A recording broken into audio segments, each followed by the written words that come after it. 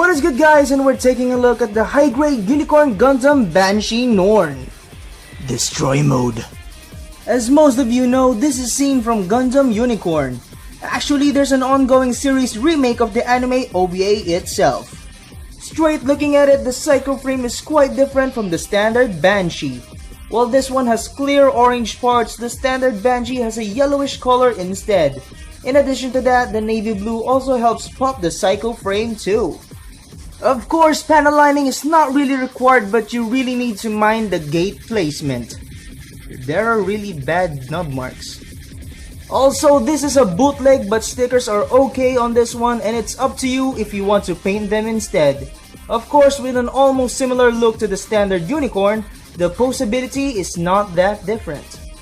Since this is quite similar to the standard Unicorn, it has a hinging mechanism onto the base of the neck, so it can go up and down a little bit there. So for the ball joint onto the head, can go up like that.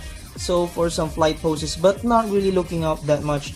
And if you can see here, the horn or the V-fin is quite loose, but it's okay. Actually, you can see the sticker there. It's not really put in there well.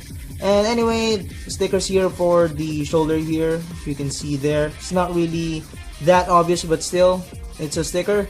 Stickers here onto the back here and there. So yes, back to the articulation. For the shoulder here, there's a back and forward movement. Of course, it can go up with that shoulder piece, but it's quite difficult to do that, and I might break it. There's a rotation, of course. Hinging mechanism onto the shoulder pad, then of course a pivot onto the bicep there. Single jointed elbow, you'll get only 90, and of course ball joint onto the wrist. One thing that I noticed onto the elbow here, so you can see that it's quite separating there, so I need to push it onto the right just to close the gap there, so it can't show the polycap. Anyway, back to the torso. There's a ball joint, so it can go full 360, but it's not really necessary. No real crunching mechanism or side to side. You're just gonna have the twisting movement.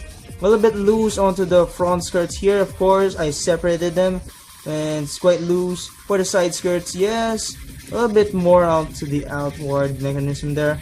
And for the back skirt, similar to the standard Unicorn, you're gonna have that fake hinge mechanism there. It's just pegged in there and will pull out the thrusters out there. I'm just trying to put it in there permanently so it won't fall. So back to the front. For the legs here, can go forward like that, back like that, and outward something like that. And one thing that I noticed onto the left leg, it's quite loose for some reason. It's not loose onto the polycap, but the polycap on the thigh part is loose. So there's no problem if it will pop up. It will never pop up, actually. It's quite tight, but the loose part is on the polycap inside the thigh part. So that's quite okay, but still disappointing for that loose mechanism. It's quite hard to do some poses with this one. So anyway, for the bend onto the knee, there's a double joint, but this is the only other joint, and the rest of the joint, which is the upper one, does everything. So you're gonna get just 90 degrees. And for the ankle guard, can go up and down like that. For the foot, can go up like that only, down like that, almost nothing, and pivots a little bit from here and there. And yeah, for the backpack, for this something like that, I don't know, it can have forward and backward movement for some reason, and this part also can move forward and back for more dynamic poses. The downside for this kit is the lack of dynamic poses in their line, but the overall look makes up for it. For the accessories, you'll get a custom beam magnum attached with a revolving launcher, and of course a right trigger finger hand. Instead, for a standard shield, you'll get an armed armor DE, and this is damn huge! You can attach it on its arm or on its back.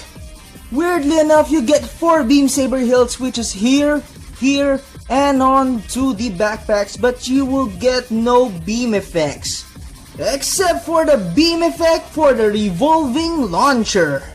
Of course, you'll get these extra stuff for different poses, like this one. This one is for putting the armed armor DEs on either side, similar to Fenix. And yes, luckily enough, I have one more.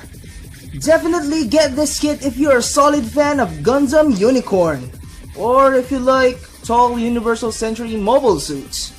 So that's it guys, I hope you liked this video. Of course, leave a like and a comment and subscribe for more.